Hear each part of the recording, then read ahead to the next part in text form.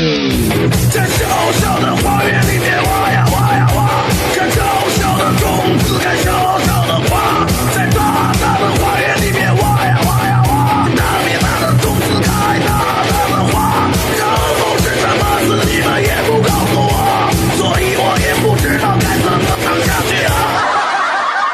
在小小的花园里面挖呀挖呀挖，种小小的种子开小小的花，在大大的花园里面挖呀挖呀挖，种大大的种子开大大的花。在小小的花园里面挖呀挖呀挖，看小小的种子开小小的花，在大大的花园里面挖呀挖呀挖，大面大的种子开大大的花，然后是什么字你们也不告诉我，所以我也不知道该怎么唱下去啊。在小小的花园里面挖呀挖呀挖，种小小的种子开小小的花，在大大的花园里面挖呀挖呀挖，种大大的种子开大大的花。在小小的花园里面挖呀挖呀挖，看小小的种子开小小的花，在大大的花园里面挖呀挖呀挖，大面大的种子开大大的花，然后是什么字你们也不告诉我，所以我也不知道该怎么唱下去啊。在小小的花园里面挖呀挖呀挖，种小小的种子开小小的花，在大大的花园里面挖呀挖呀挖，种大大的种子开大大的花。在小小的花园里面挖呀挖呀挖，看小小的种子开小小的花，在大大的花园里面挖呀挖呀挖，大面大的种子开大大的花，然后是什么字你们也不告诉我，所以我也不知道该怎么唱下去啊。在小小的花园里面挖呀挖呀挖，种小小的种子开小小的花。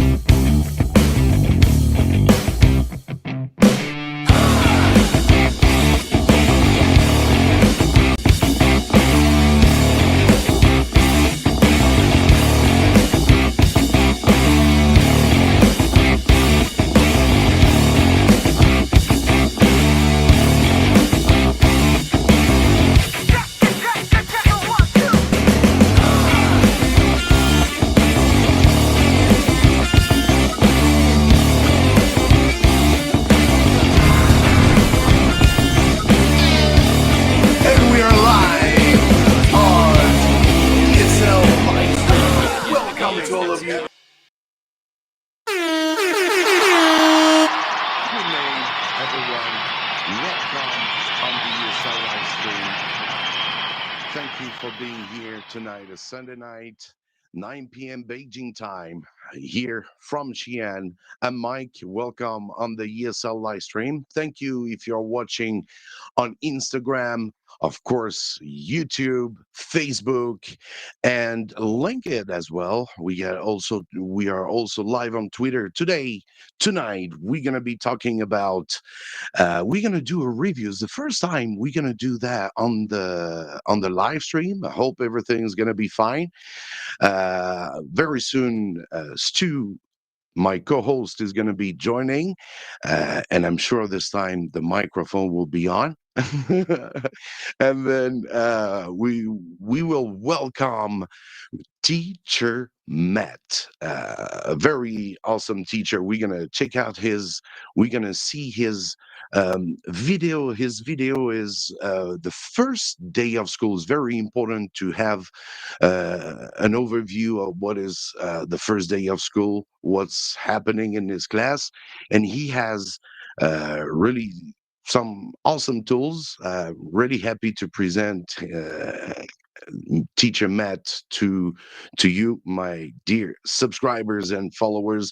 Is going to be hope is going to be an awesome night, and we're going to first welcome Stu from Tefl Lemon. Here we go.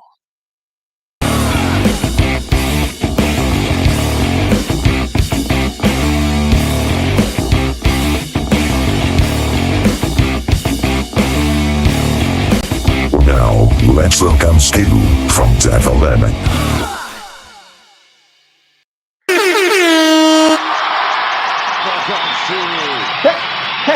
Testing, 1, 2, 3, testing. It's working this time, no problem. Everything is all right. Yo. Hey, DJ! Yes, Oh. DJ, we can hear you. Never. Three times lucky. The week before and the week before that, I've had sound problems. So I'm really, really happy that it's working flawlessly. And Yes. I'm also excited. I've been promoted. I'm now a co-host on this show. So yeah, thank you so much, Mike. All good. Now you, of course, should be. There's no ESL live stream without Stu, man. Thank you very much. Thank you. I'm super excited about this one actually, because like training is a really part of, that's why people are watching this live, right? Because they're interested in professional development. They want to become better teachers. They want to learn new stuff. And by having your classes observed by somebody and getting the feedback that you need, a fresh pair of eyes, also observing other teachers, picking up new stuff. You're like, wow, that's a cool way of doing that. I'm going to do that myself next time I'm teaching. So I'm really looking forward to watching Matt's class.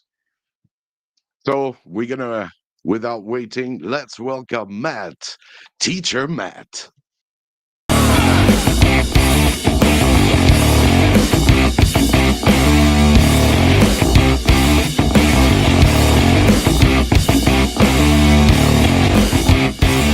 And now, let's welcome teacher Matt.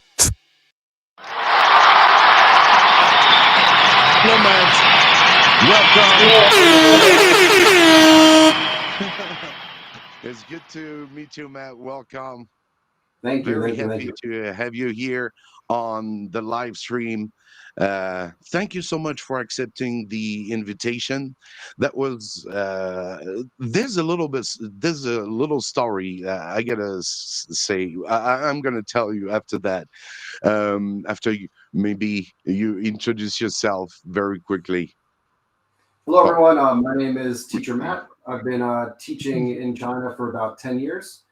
And yeah, I just started recording my classes about 3 or 4 years ago in order to, actually it was longer than that. 5 years ago, I started recording my class and other teachers' classes for training, to train other teachers, because I was part of a team of head teachers and our responsibility was to train teachers at the beginning of the year and then do winter training sessions. And I just thought the best way to train these teachers is to show them each other's classes so they can learn from each other. Just like what Stu was just saying, I think this is such an important way to learn. You can pick up so many different things and then incorporate them into your own class. And I also wanted to get better as a teacher myself. And I knew that going and seeing their classes, recording them, editing them was just going to be a really useful tool for myself. And then about 4 years ago, I started posting them on YouTube. And yeah, now I have a little channel that's growing. So I'm really happy to be here. And of course, I was going to accept your invitation. Very, very honored. That's a great pleasure for us. Yeah, what I wanted to say is how I get to be Matt. It's, it wasn't on purpose. The other day I was checking my YouTube. I wanted to find a video from my channel, and usually I never do that. But I wrote Mike's Home ESL full video, and then I found someone who was doing. I found a channel where they were doing a video about my class, and I was like, yeah, okay. I watched their video; it was nice from another channel. That was interesting, and then when I was after I've watched the video they did on me, I say I saw your video and I was like, wow, I saw your full class and it was I really appreciate it. We're gonna go through your class and like Stu was saying, it's really important to be able to share your own class to others, and that's how we can learn from each other's. Yeah, What Stu you've was got saying. yeah, you've so basically whenever you want to become a better teacher, you've got a couple of different ways of doing that. You can either pay money, you can maybe buy some books or buy some materials or something like that, or you go to True. like seminars, paid webinars, things like that. Or you've got tons of free options. And I always say that watching the other teachers in your school and having them watch you is the very best thing. It's readily available. All you need to do is very casually walk up to one of your co-workers, hey John, would it be okay? I've got some free time on Saturday at 9 o'clock. Can I come in and watch an hour of your class? And you just agree between each other, and then he can watch your class and give you that feedback. And already you're giving your skills and your pedagogy a little pop for free. It's a no-brainer. Go and observe lessons from next week.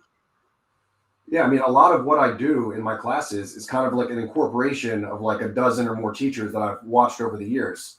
And in 2020, since like there was COVID and no one was watching my classes and I couldn't watch anyone else's classes because I wasn't allowed in anyone else's school and they weren't allowed in my school. I had no way of observing anyone and no one had any way of observing me. And when I filmed my classes, I realized I was seeing things I was doing in the video that I didn't like. And then I was adjusting, and when you see yourself from a third person perspective, it's really like, you'll notice a bunch of stuff you're doing that you just don't like. And then you can get rid of it. So that's one of the reasons I was filming myself and then editing the video and rewatching it, and like really being like, oh, that wasn't good. I got it. In the next class, don't do that again, or speak slower or speak more clearly. And just certain games wouldn't work. And I would see it from a different perspective. So I think filming my classes was just such an important thing that I decided to do. And then I wanted to share them on the internet because when I first started teaching, there was I couldn't find any videos of large classes. Well, you can find videos of people playing games with 5 kids, 10 kids, 20 kids. But if you have a large class, it's a totally different experience. The classroom management and the games you're able to play and the kind of teaching you have to do when you're dealing with so many students at the same time. So I really wanted to share my experience with as many people as I could. So that's one of the main reasons I was posting it on YouTube. And that's the spirit of the ESL live stream. So we're gonna go and start. So this video you making it was from 2021, right? Yeah, it was back in September. Yeah, 2021. And yeah, I'm just gonna let the video roll. You're gonna explain what's gonna happen in this video right here now. I'm going to teach. It's like the first day of school lesson, and I'm going to be teaching "How are you?" and 6 different responses. So we'll see how they do. One more thing, if you like this lesson and want to teach yourself, you can download this PowerPoint. I'll put a link in the video description below. Just click that link and you can download it in minutes, or you can go to my Taobao page. I'll leave the link here below. Just go to the Taobao page and yeah, you can get the PowerPoint from me there. Hello. Good afternoon. Who was ready and polite before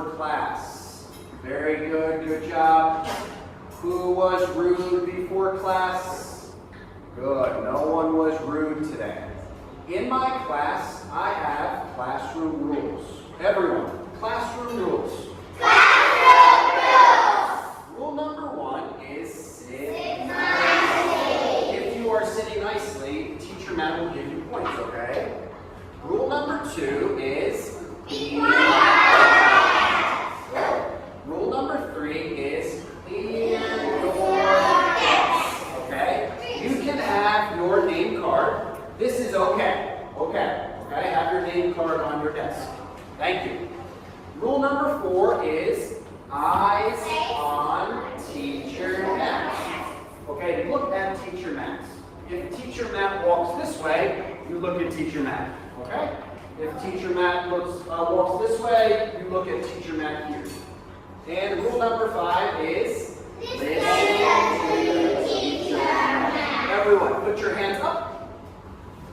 Put your hands on your table. Good job. Hands on your head. Hands up. I said hands up. Oh, good job. All right, sit nicely. Good job. And rule number 6 is raise your hand. Very good. Now, this class is in 4 teams. Team number 1 is here. This is team number 1. Team number 1, raise your hand. Good job, team number 1. Good job. Hands down. Team number 2, please raise your hand. Good job. Thank you very much. Put your hands down.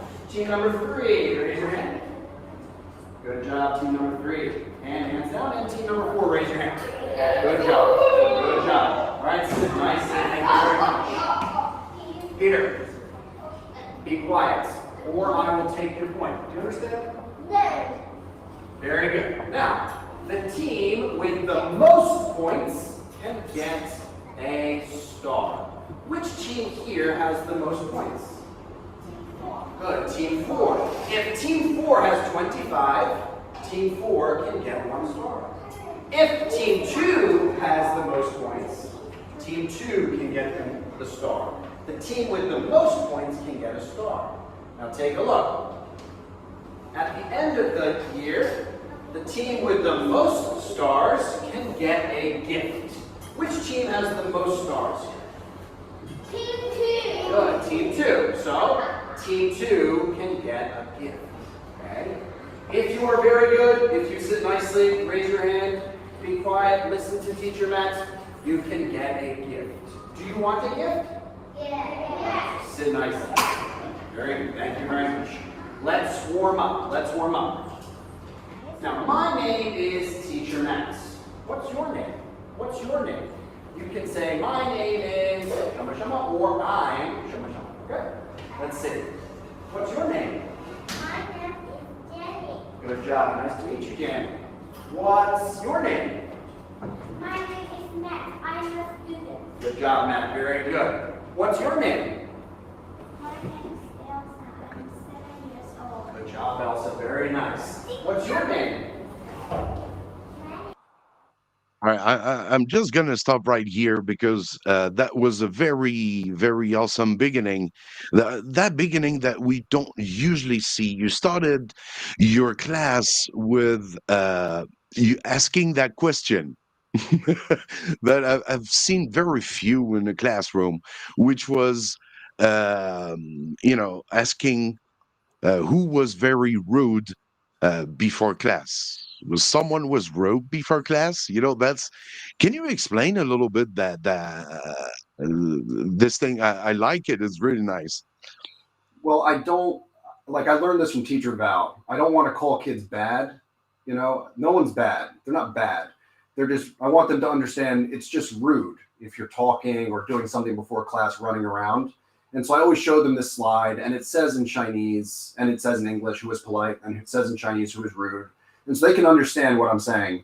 And so every class I show that slide, and they know that I'm going to show that slide, and I'm going to take points away before class. So if one team is really rowdy or running around, or people are fighting before class, I'll show that slide and I'll take points away at that point. And I'll make that student stand up, or make those students stand up, and I'll remove points from their team. And the same thing for who is polite before class. I'll give points to them. So they know that I'm going to do that.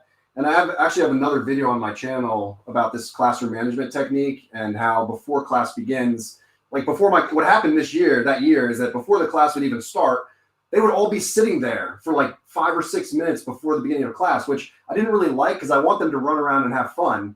But they all knew that my class was next and they were going to get points or lose points if they were running around while I was setting up the class. So I'd come in, they're all sitting there, like all 45 of them are sitting there. And I'd come in and I would set up the class. And once they did that for a few weeks in a row, I made a video of it because I was just kind of blown away because they knew sort of the points, the scoring in my class was starting before the class actually started. So I didn't want them to do that. They didn't need to do that. It's just when I walk in the room, they should sit down. But like they were doing it before I even arrived. They would be like someone watching in the hallway. And I would walk and they would be like, he's coming. And then I'd be like, Teacher Matt's coming. And then they would all sit. And I'd come in and they'd be really quiet. So it worked, but it kind of overworked. I want them to run around and play, but they were really concerned about the scoring. So it's just setting the tone, True. Yeah, because you started by very nicely with the class. Who's going to say that this is pretty much the class greetings, right in the beginning? You got to maybe tell us a little bit about the settings. I mean, the situation, because these kids are grade 2, right? Grade 2 primary school, Yeah, and this is I guess we can see that they are quite already comfortable. So I guess you had these kids when they were grade 1. I didn't teach them in grade 1. That was my first time meeting them. Okay. I only know their names because You they have see, name that's cards. awesome. But they had a foreign teacher in grade 1, and some of them had foreign teachers in kindergarten. So the class, in this class of 45, there's about 10 of them that are pretty good. There's like 1 or 2 of them that are really, really good. And then there's like, 20 that they don't really know. They can't really say that much. But my goal for the first day is for it to be like, I'm not teaching them English the first day. I'm teaching them how to be in my class the first day. Mm-hmm. So it's really easy games, really easy English. And I'm just training them like with the point system to sit nicely and obey my rules so that later on, when I am teaching them harder stuff, I have full control over the class. Because if you don't have control over your class, you can't teach them anything. They can't hear anything because people are talking and misbehaving. So the first day of school, I'm not teaching them English. I'm judging their level, like seeing what they can do. And I'm teaching them how to be in my class, like what the expectations are in my class. That's the goal of the first day. Yeah, setting rules and sorry, Mike. Yeah, setting rules and routines in your class. This is the cornerstone of classroom management.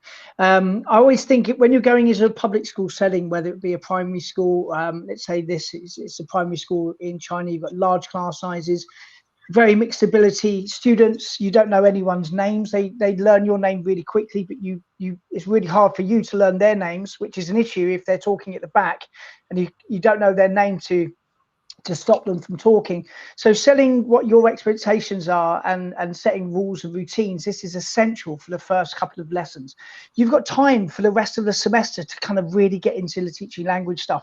But if you build a really nice stable platform for your teaching, you're setting the foundation for a fantastic semester ahead. And students, they look up to adults, they look up to that adult figure for guidance and to set boundaries. Kids need that. So that is a fantastic you hit so many correct things there on that first video, and it was amazing to see your name tags as well. So you're already learning as a teacher who people are, so you can quickly address problems before they grow bigger. That was the Chinese teacher had them do that. So that year I taught 4 classes in grade 2, and only one of them always had their name cards. Another one made their name cards later, and then one never made name cards. So I wouldn't really know their names unless they would raise their hand and tell me, because there were so many students. So that was all credit to the Chinese teacher that did that. I didn't request that. But this class, I'm remembering now, there's a boy in the class with a learning disability. You could hear him screaming in the back. His name is Peter. And like, I didn't know the first day. Like, I don't know these students. So I didn't know if he was just misbehaving. I didn't know.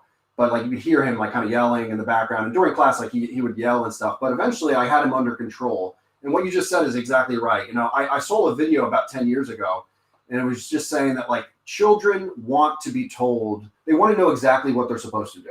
They want to know where the boundaries are.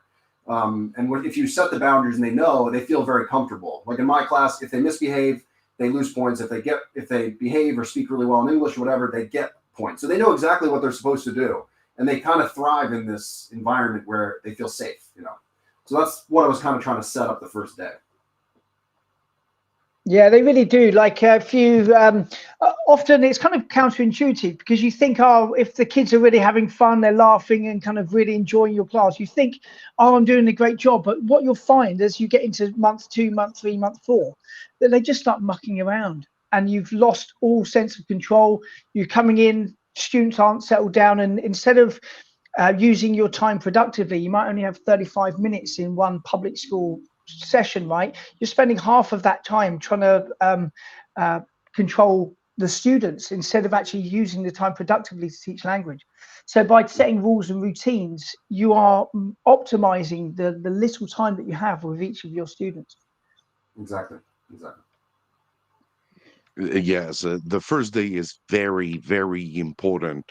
So you can find out right away who is the advanced student and maybe who's the ones who are really naughty, right? So let's go on with the video. I'm gonna jump right to the eight. Because it's a 39 video minute, it's 39 minutes long, but teaching is about 35 minutes in total. Of course, when you want to film, when you want to shoot your class, you got to get ready. It's taking time before you want to start the class, so you got to set up everything, so it takes always a little bit of time. But here, let's go on. You gonna start with I love it. Let's learn. Let's learn. Good.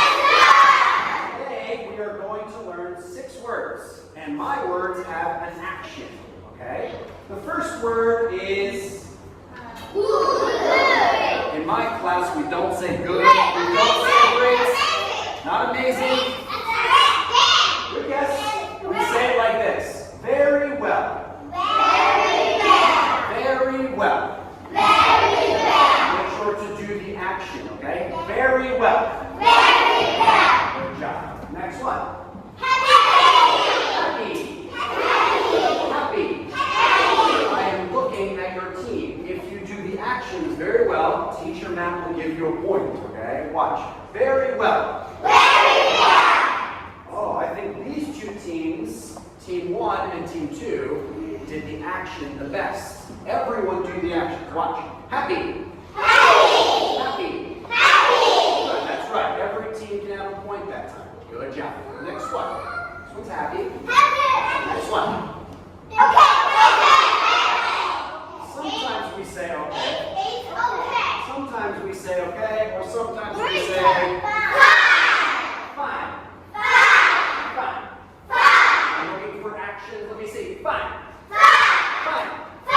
Happy. Very well. Fine.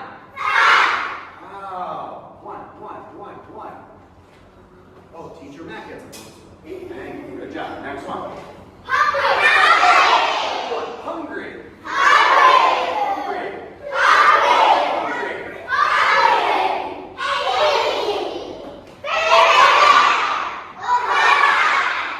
Good job. Very good. Good job. Tired.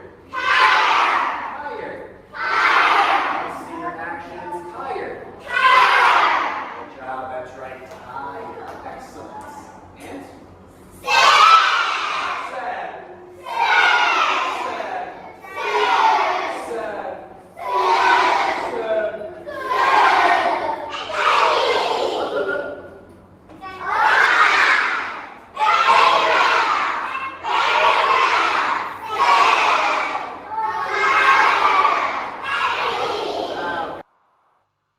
I'm gonna stop just to say what I like as well. When we watch your video, there's always some comments, that appears like subtitles, and you give more overview, what you think, why you did that. It's really good. Yeah, I wanted to, some stuff's not obvious. It's obvious to me because I did it, but when people are watching, it True. might not be obvious. So everything has a purpose. And one thing I wanted to add that I didn't have a note there for was that the reason I just show it in their first language, like before I show what it is in English, is because I want to see what their level is. You know, if you show them the English and they can read it, you're not sure if like they actually knew the word. So every time I teach a class, I want to know what their actual level is. So when I'm preparing the next class, I know what they can do and what they can't do. And like when I study Chinese, if someone shows me like a Chinese character, but they also show me the pinyin, like I'll just read the pinyin, you know, and like it's like cheating, you know. But if someone just shows me a Chinese character, then either I know it or I don't know it, you know. And it's kind of a test for yourself. So that's what I'm doing for them. It's like I show them the Chinese, see if they actually know it or not. You know, and also I want there to be Chinese in it because there's a lot of ways you could say it, like okay or fine, like the meanings are similar. Or if I show them henhao, it could be like very well or great, you know, or amazing, you know, there's a few different meanings. So I just show them in their first language first, and then I present it in English so that I can really judge their level. Right. Yeah. And then we're gonna go to the minute because you're kind of drilling part in here, and then to the minute 13, you get that TPR game. 2, 3, and 2, 4. Who would like to play? If you know the actions, it's very easy. All right, Justin, come on up. Yes, come on up. Sandy, come on up. And all right, Farrell, come on. Come here, come stand here. Come here, stand here. Good job. Everyone be quiet. 5, 4, 3. Look, stay closer, stay here. You four, watch your classmates, okay? Don't look at the board. Don't look, okay? Look this way. You look at the board. If you see it move, you need to do the action. So take a look. If you see this, don't say the word. Do the action. Okay? Very good. And you say the word. Okay? You say the word. So let me see the action. What's the action? Like this. Okay? All right. Let's begin. 3, 2, 1. Let's see.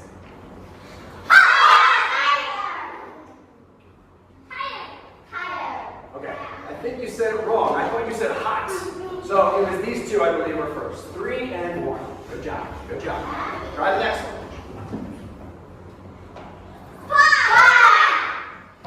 Who said the word?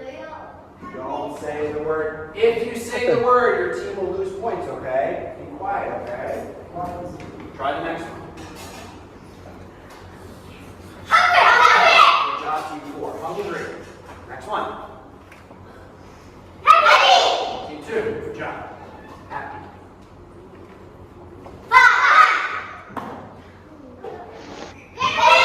All right, team 3, good job.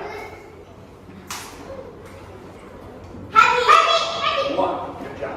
All right, good job. Go sit down. Go sit down. Who would like to try? Who would like to try? Are you ready? So that was the TPR game, right? Very interesting game. Maybe people didn't get for those who are arriving. So what is why did you choose to call it TPR? Because we know that it's all total physical response. For the kids, might not means a lot, but it's good as well for them to know, maybe. Or it's because I know you're doing PPTs, maybe it's also for helping the teachers who wants to get that what's going to happen next. Yeah, I mean, it says TPR on there, TPR action game. That's for the teachers who are buying my PowerPoints, essentially. So they know that it's an action game. The students don't need to know what TPR means.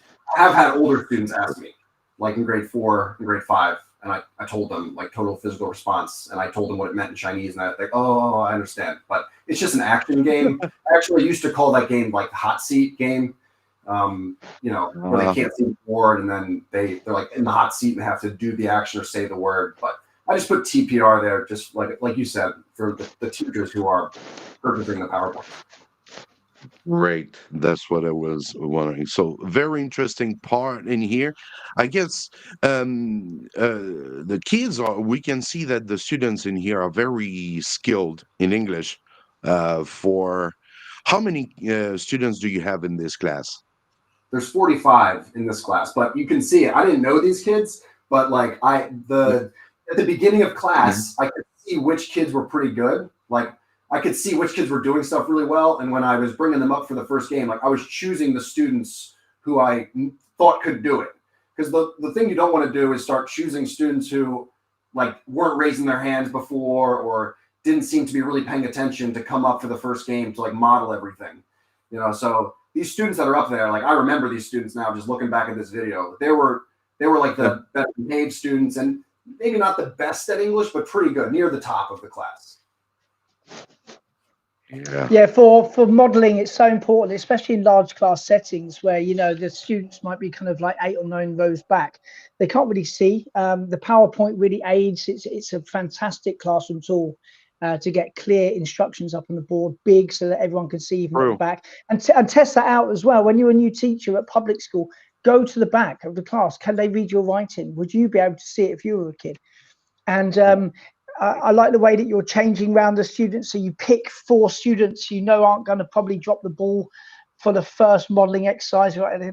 They're pretty strong. They're well behaved. Get them up here, model well. Everyone gets it. Then you can start moving in kids that need a bit more support because they've been scaffolded already by clear instruction. Exactly. And the PowerPoint, it's really, I mean, it's an aid for them, obviously. They can see it and everything, but the PowerPoint's really to guide me through the lesson too.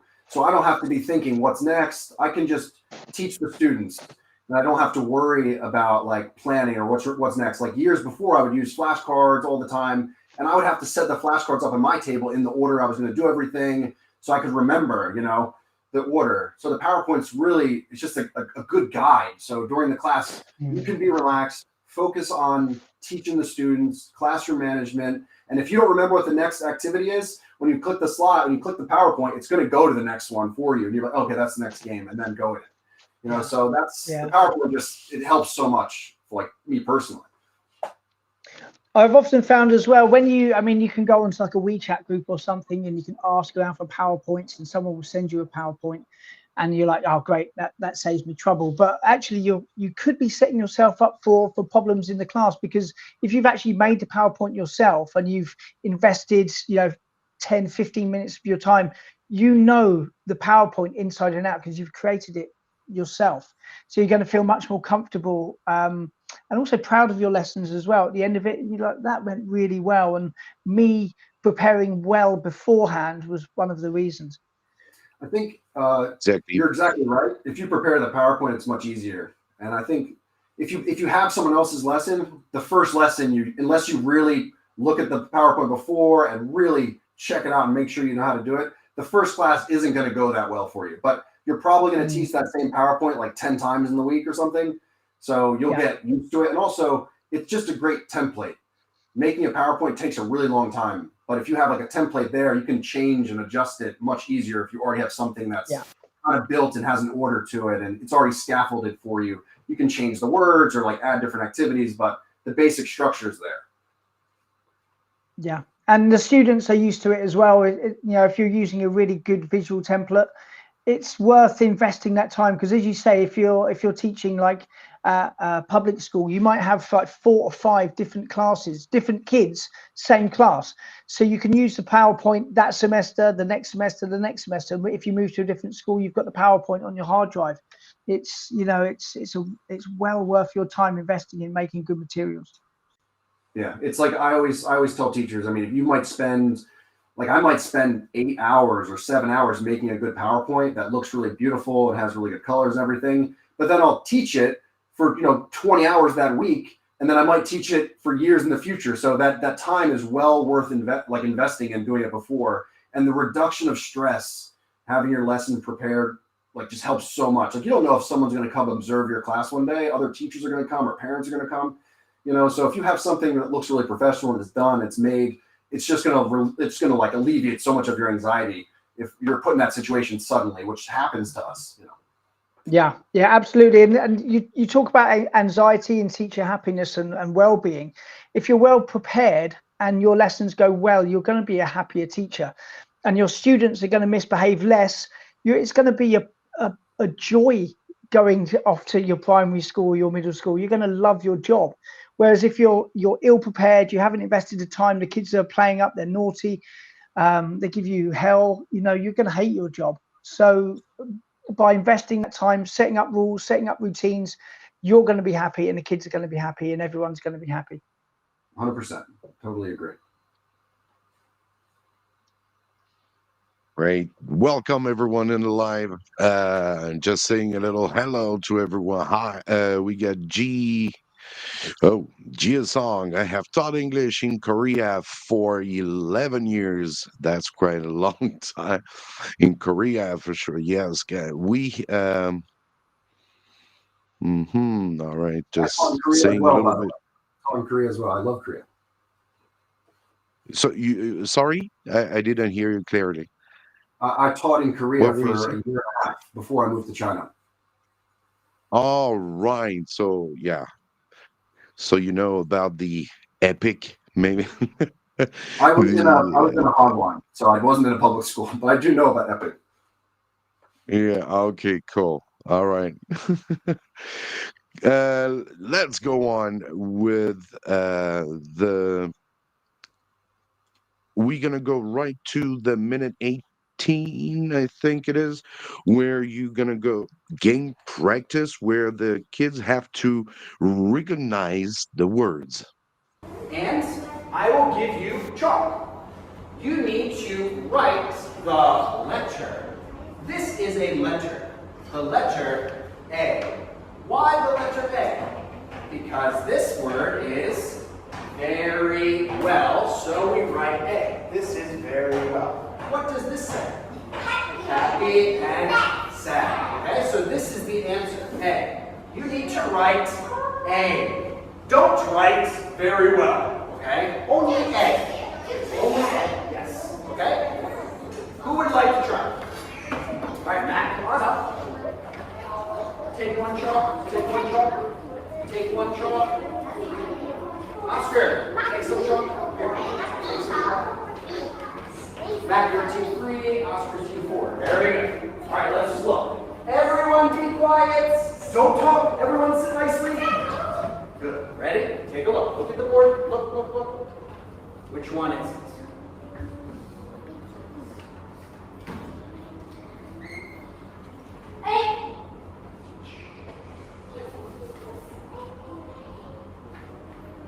Let me see. The answer is, what's the answer? Who can tell me? Who can tell me? Lynn, what's the answer? Good. I am fine. Everyone, I am fine.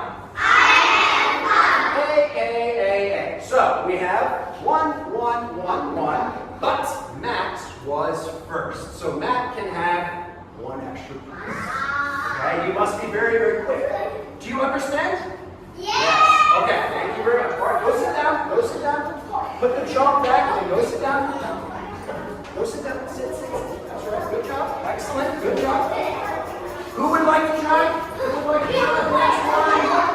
Let's bring up 4 girls. All right, Emma, girls, are you ready? 5, 4, 3, 2, 1. Team 3. Thank you. Let's see. Awesome.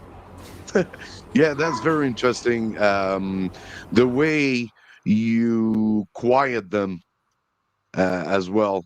You get those 4 seconds, pretty much. You count down 4, 3, 2, 1, and you guys quiet. Yeah, I do a countdown. Some people do a clap back, but I just do a countdown. And I think maybe where you jumped over, so you didn't see the first time it happened. But when I did the countdown, like one group wasn't quiet, and I took points away, so they learned quickly. And if there's a really naughty group that's really, they're having trouble quieting down, I'll do the countdown, and then I'll give points to the teams that were quiet. And like psychologically, it's more for them. They feel like they're falling behind, even though it's the same point difference.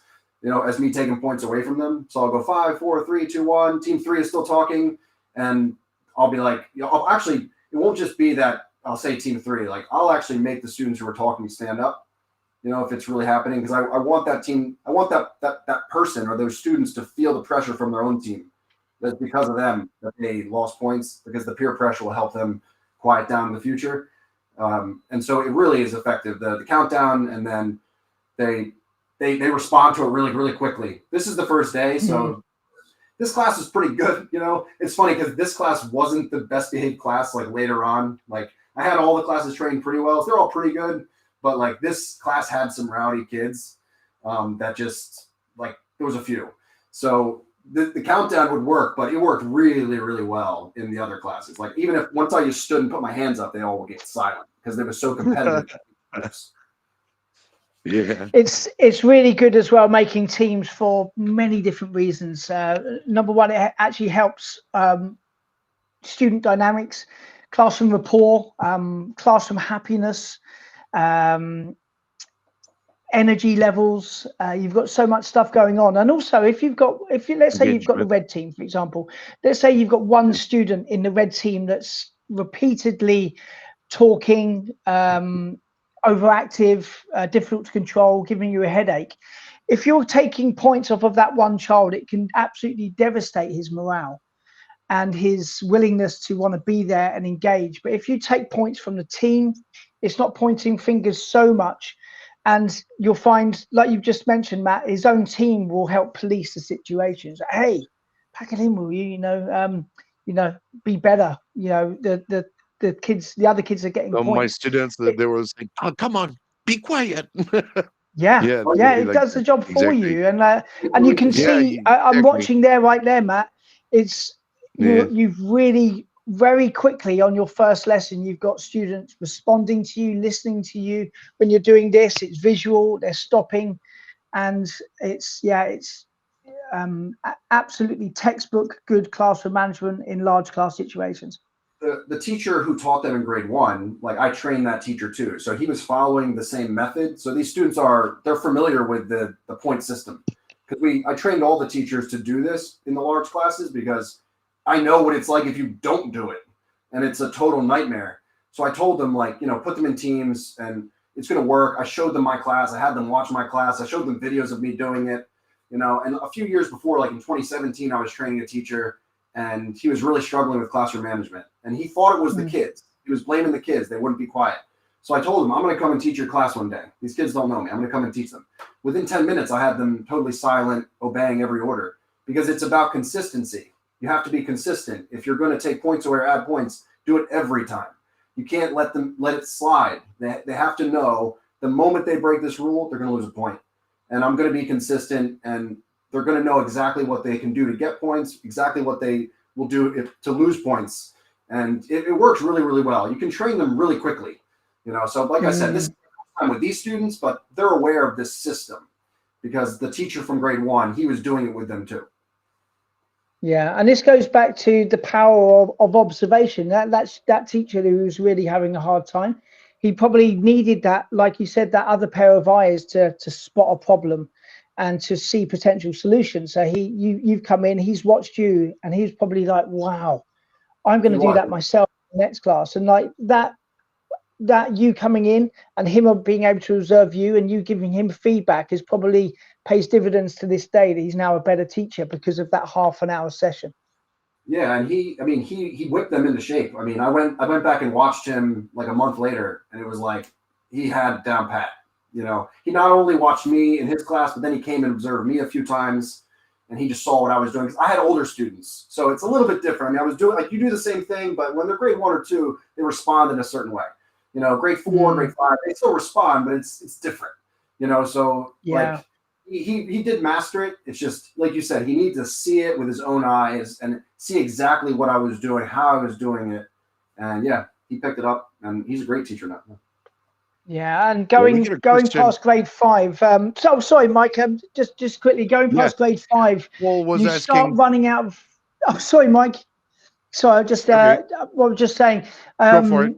Once you go past grade 5, the power of the points start running out. and you have to look at other strategies. I'd say grade 5 is the last age I would use the points with. After that, forget does not work in and grade use different 6. strategies.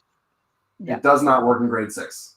That's for sure. Like grade 6, I couldn't get it to work. I don't use points in grade 6.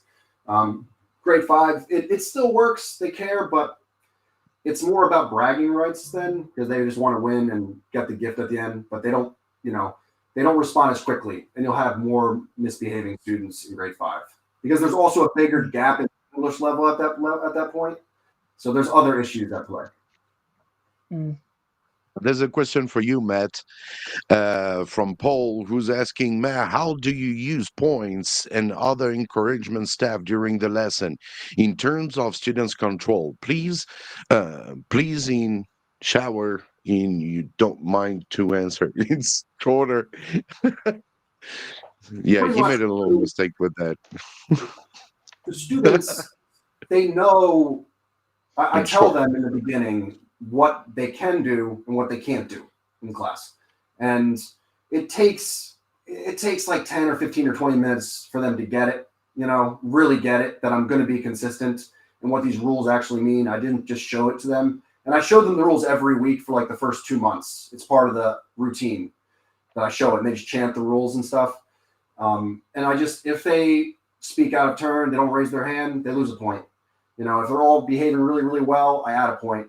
And I'll actually go out of my way to find the students who are behaving really, really well, just like standout students, and I'll bring them up to the front. They're kind of confused at that moment what I'm doing. I'll be like, oh, come here. And I'll be like, Oscar is so good. He is sitting nicely. He raised his hand. He's very quiet. Oscar's team gets 5 extra points because Oscar is so good. And I'll do that every 2 weeks. I'll do that, especially if I'm having classroom management issues, and they'll see that you can earn these extra points, these bonus points, if you're just a standout student. So it's just about consistency, take points away when they're misbehaving, add points when they're being good. And they respond really quickly to this type of classroom management. Like it happens very, very quickly, even if you've never used a point system before. Let's go on with we're going to go right to the 29th minute game. Guessing it's another game might be interesting for teachers to use in the class. Check out that game. This is a guessing game. A guessing game, okay? You need to guess. Guess means answer, okay? Okay, so take a look. Behind this question mark, maybe it's fine, maybe it's very well, or maybe it's hungry. Which one is it? Is it fine, very well, or hungry behind here? What is it? So, I need one student from each team to stand up. Let's see. Who would like to try? All right, stand up. You need to guess. You need to guess, okay? Is it fine, very well, or hungry? Everyone say, how are you? You can say, I'm fine, I'm very well, or I'm hungry. What do you think? I'm hungry. Hungry, he said. So I put an H here. H for hungry. Matt, what do you think? I'm very well. Very well. Let's see. VW is very well. Lynn, say, I'm hungry. Hungry. And team one. Amy. I'm hungry. Let's see. What is the answer? Hungry. We get 3 points. 3. So it's 1, 2, 3. 1, 2, 3, and 1, 2, 3. Okay, good job, Sam. Good job. Who would like to play? 5, 4, 3, 2, 1.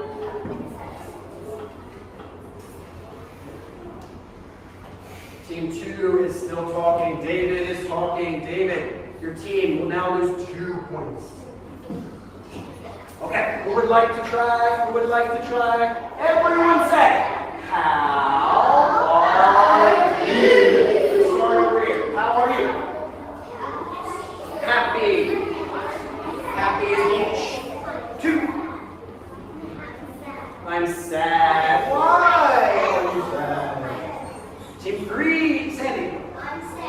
I'm sad. Hands, Tracy. Say, I'm tired. I'm tired. Everyone say, tired. Tired. Let's see. Happy.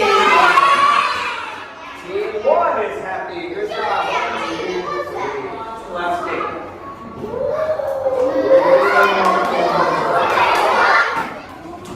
All right, here is another game. I need 1 student from one of the teams to come up. Let's start with team 1. All right, Mona, come on up.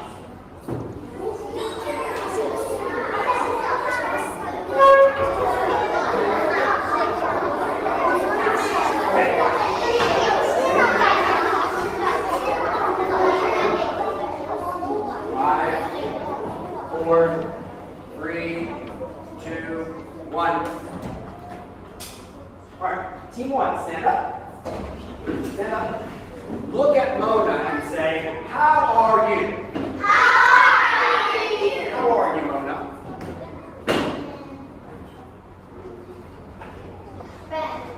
Fine. She said, I'm fine. Very good. Now, throw the ball, okay? Obviously, we cannot see it on the video, but on the left of the screen, we got you draw like a target where where the kids can throw the sticky ball and they can have point from here. And just like what you pretty much the same that we can see on your TV or TV screen. I guess it's a TV screen, right? It's a touch screen, yeah. Touchscreen. Yeah. Okay. Okay. All right. So yeah, we cannot see it on it, and after so the kids can play. Can you explain a little bit what is the game about? I want to comment on the guessing game first. The reason I really like Sure. the reason I really love guessing games is because they become curious about it, and like they really want to know. You know, it's like the reason I use games so much is because I want them to feel interested in what I'm doing, what I'm showing them.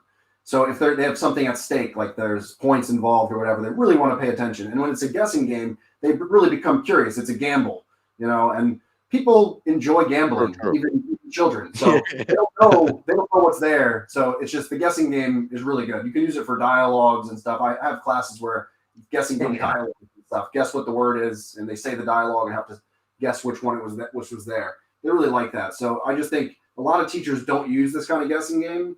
Or if they don't have a PPT, they don't have a good way to set it up. You know, they think the students will think if you're putting a flashcard or whatever, they might see it, or if you're hiding something, there's a way they might see it, or they'll try to cheat. But if it's on a PowerPoint, then there's no way that they could know. You know, and I'm not cheating them. Like I programmed it before.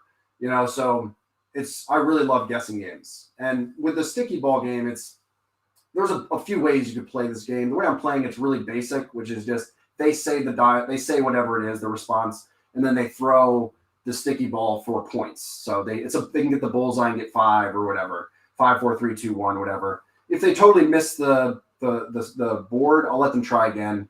Another variation I do is I set up like different distances from the board, so they can choose to throw the sticky ball from further away. If they throw from further away, they automatically get 3 points. So it's 3, and then if they hit 5, it's 3 plus 5, and then I go 3 plus 5 equals 8, and we'll do the math together in English. Or there's the 2-point line. It's like basketball, right? There's a 3-point line, there's a 2-point line, and then there's the 1-point line or whatever. You can choose. You're gonna do horse. Yeah, and then they realize quickly that it's kind of better to go from the first line because they might be able to get a bullseye, because the first line will be pretty close, especially with grade 1. It's like right there, you know. But like I also have like a Nerf gun that I bring in that sometimes. But I actually, if it's in teams like this, it's okay. But if I split the class into boys versus girls, which I do sometimes, if the Chinese teacher has a tendency of rearranging them all the time, I can't do teams because they're always getting moved around. So I'll do girls versus boys. And I don't want to do the gun game with that because the boys are a lot better on average because they play with guns all the time. These type of guns, you know, so sometimes it's not fair. like the boys will they'll be like hitting bullseyes all the time, like professionally shooters, like they're really good at it. So the sticky ball kind of playing field because none of them are really that good at throwing the ball. Yeah, you've got with games like this, it's so important for children to play language games. It's great for motivation. It's great for and you're able you're giving a range of vocabulary that they can use in Lexis, and they are actually, by guessing, they are actually recalling it in the brain. What are the options? What are the 3 options? What are the 4 options? So rather than looking at one word, they're thinking about all 4. And then you're giving them a platform to turn receptive skills of them listening to you and looking at the board into productive skills. So this is great. And always make sure that any games you play, there is a purpose. There is a deep purpose for playing these games. Yeah, I see teachers playing like some games, and I'll tell them, this game is just a game. Like they're not saying anything. They're not learning anything. Like there has to be something that they're being asked to do. And a lot of times when I play games like this, you'll see that I'll have like if a girl from team 1 comes up, team 1 asks the question, and then I'll give them points. I think I do it in the next game actually. Like I actually give them points based on how well that team asks the question. So they actually have a stake in asking the question and saying the question together and doing what I'm asking instead of just a few students saying it and everyone else being like, I don't care. If students aren't, they don't get the full points. So there has to be a purpose. There has to be English connected to it. And there's a lot of opportunities to say stuff like good job or have the kids say good job to each other. And they learn a lot of English, extra English from my directions. So you'll hear me saying stuff and you'll be thinking like, I don't think these kids understand. You'll be surprised how much they do understand, even though they can't say it themselves. Like I know because I study Chinese. There's a lot of Chinese that like my wife speaks to me in Chinese all day long. There's a lot of stuff she says to me that I can't repeat back to her.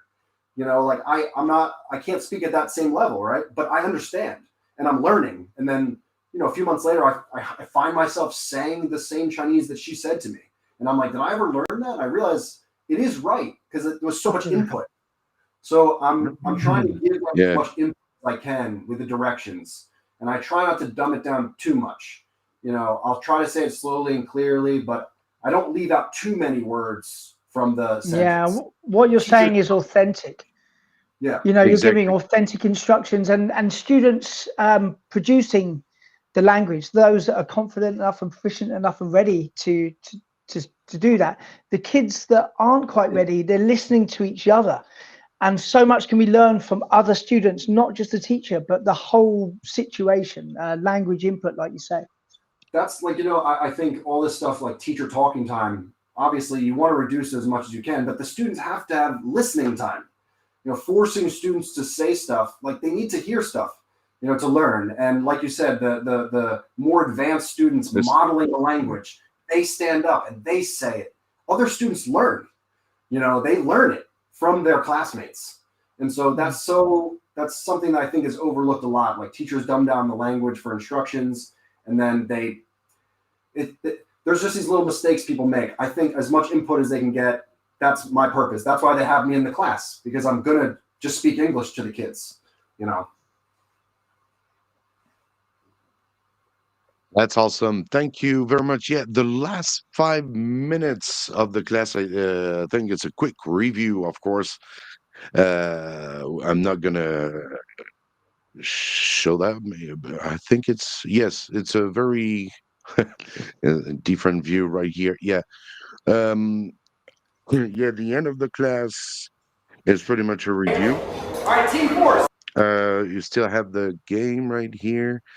The review comes at Good job, David. Very good. Good job, David. Team 2. 2 points. Who would like to try? Good job, David. Sit down. Stand up. Everyone say, what's your name? What's your name? Say, my name is Matt. Good. Say, how are you, Matt? How are you, Matt? Good job, Max. That is a very good name. Teacher Matt, 2 points. Who would like to try team 1 or team 4? Who did not play yet? Good job.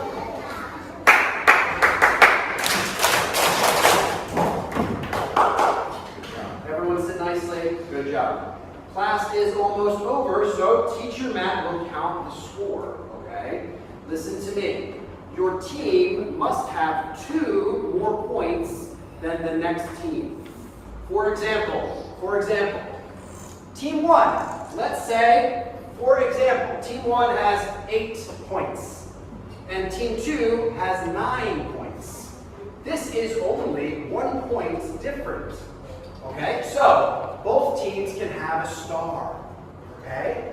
But, if team 2 has 10 points, this is 2 points difference. So, team 2 would get a star, and team 1 no star. Okay? Do you understand? Take a look here. Team 4, team 3. We have 13 points and 11 points. Which team gets a star? Team 4. Does team 3 get a star? No. What if team 3 has 12? Does team 3 get? Good. Now both teams get a star. Okay? Okay. All right, let's count the score. 5, 10, 15, 20, 25, 30, 35, 37, 14, 4. 37 points. 5, 10, 15, 20, 25, 30, 33. 5, 10, 15, 20, 25, 30, 35, 36. 5, 10, 15, 20, 25, 30, 35, 40, 41. Hey, team 1! That's the star. Team 1, stand up. Team 1, stand up. Good. Everyone say, good job. Say, good job. Good job. Everyone's very sad. Good job, team 1. Goodbye.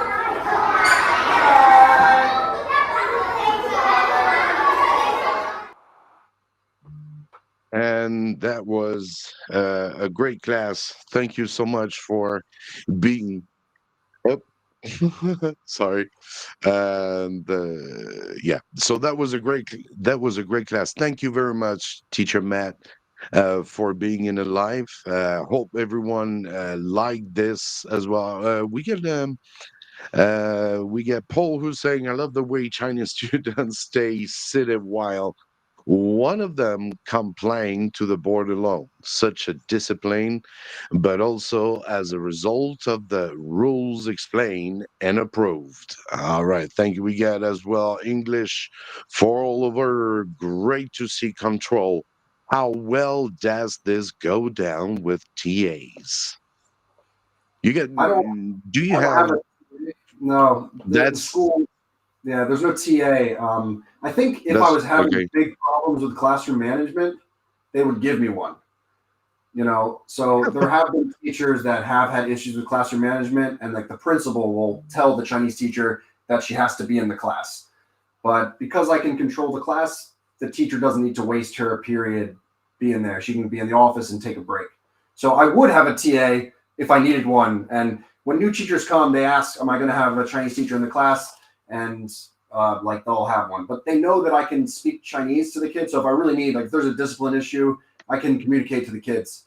But I would love to have a TA if I needed one, but I just don't need one. So they will give it if I ask or if I request it. But I kind of feel bad because I know that I'm taking away their, like, the time for them to rest, which they really appreciate. So that if I do need help, or like a student is like has a bloody nose or there's a fight or something, I can get the teacher to come, and then the teacher will take those students to the office or whatever. It just gives me that out if I need it, if there's some sort of problem. If they're in the class already, then it helps, but then they leave and then I lose control because I only had control because they were there to begin with. So I just don't have a TA. But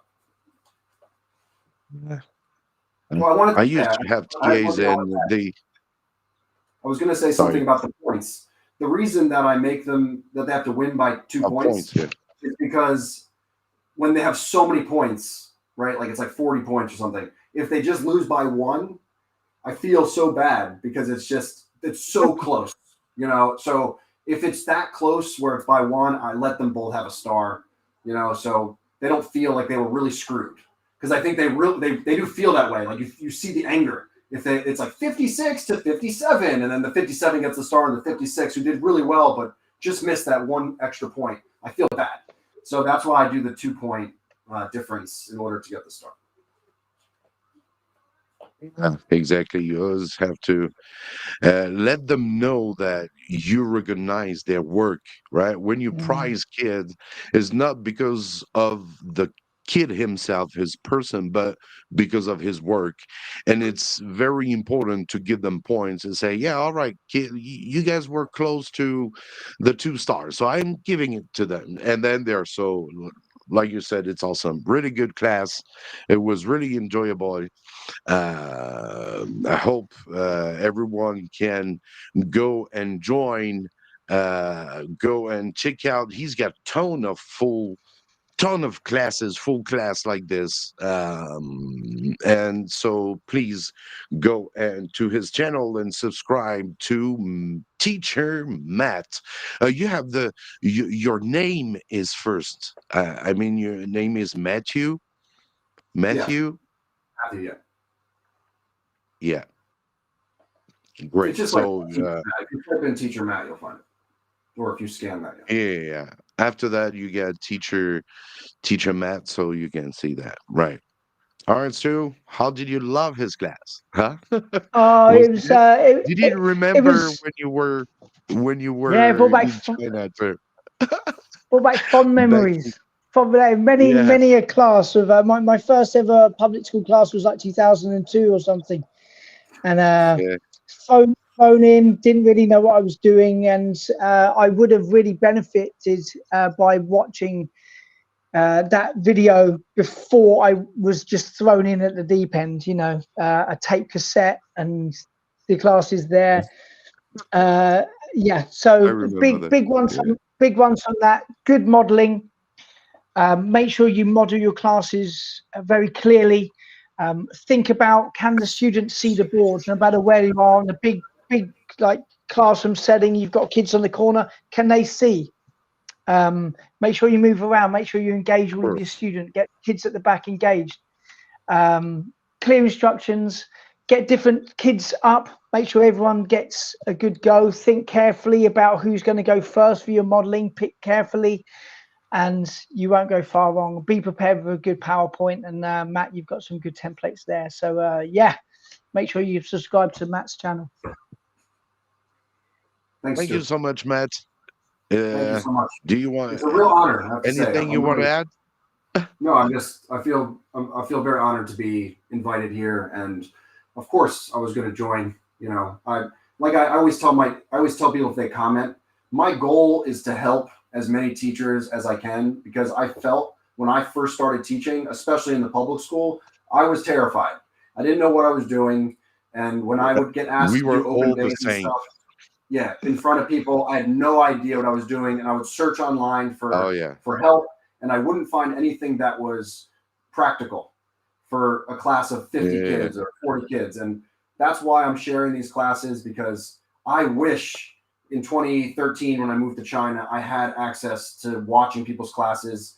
And the reason I went around, and I didn't just film my classes, I filmed like 25 different teachers in our program, you know, because I wanted to see what they were doing. I wanted to steal their techniques or adapt their techniques to what I was doing.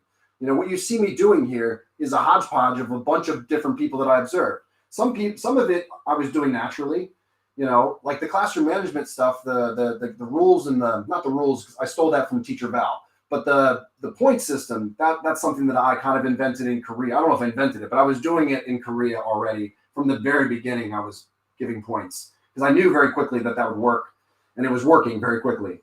But other stuff that I'm doing there, I mean, I learned all of this from different teachers over the years. And so I just want to take all the stuff that I've learned and put it out there, so people who are new, people who are thrown into the deep end, can find some help, you know, see how a good class can look, and like some different techniques they can use to control their class. Because classroom management is the most important thing you need to master first.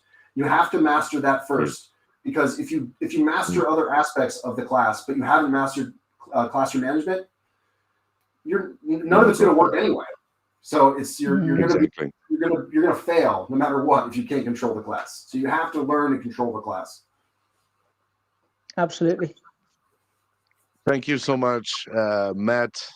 I hope to see you soon in the live stream. It was great to have you here. Maybe we can do it one more time, another day. I hope to see you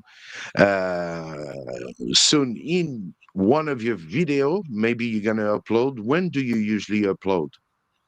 I have like so many videos on my channel already that I don't like. Right now I'm actually not teaching, so I'm going to be going back to that same school in September, but I don't know if I'll be filming more classes. I'm not sure. Maybe I will, but I have so much content there already. I think from now on I'm just probably going to just put PowerPoint walkthroughs and classroom explanation videos and different things to help people, but maybe not actually more in-class video because I have so many on the channel already.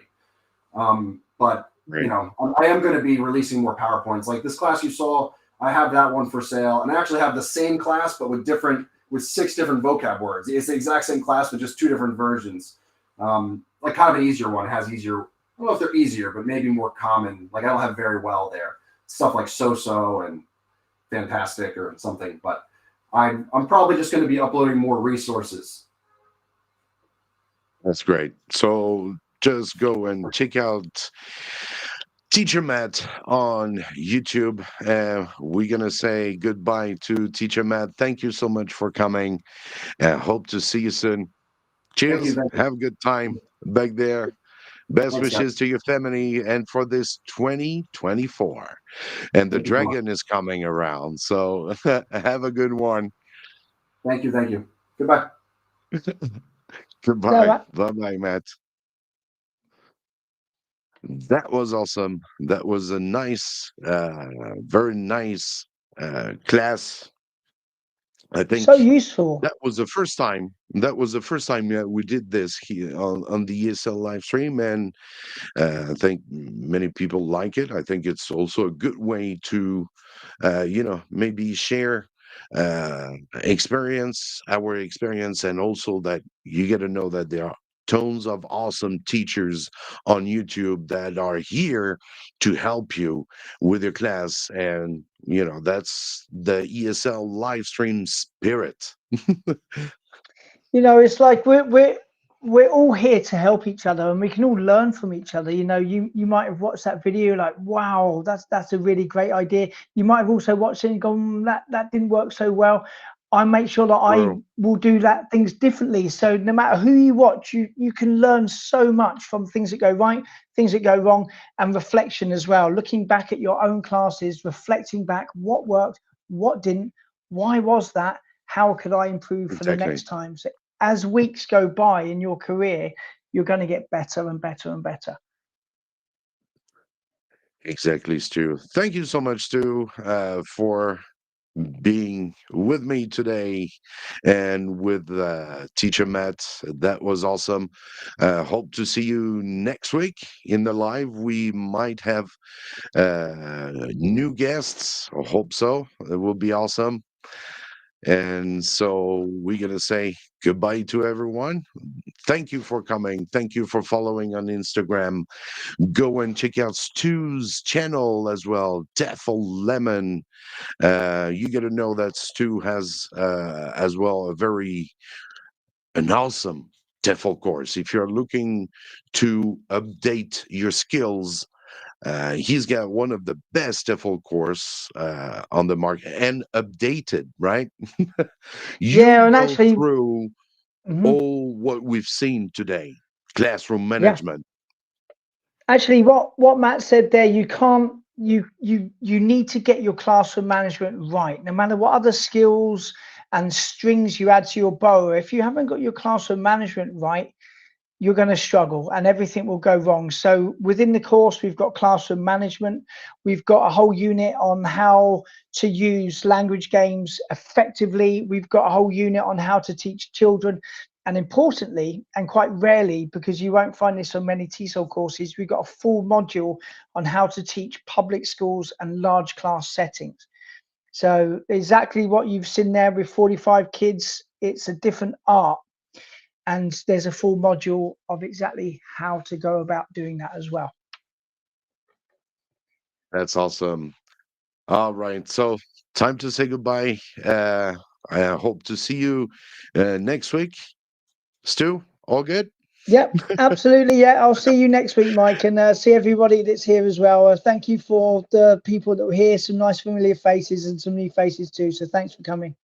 Bro, that was the ESL live stream, your live stream, the teacher's live stream. If you need help, you're welcome here. That was Mike and Stu from the ESL live stream. See you guys. Bye-bye. Bye-bye.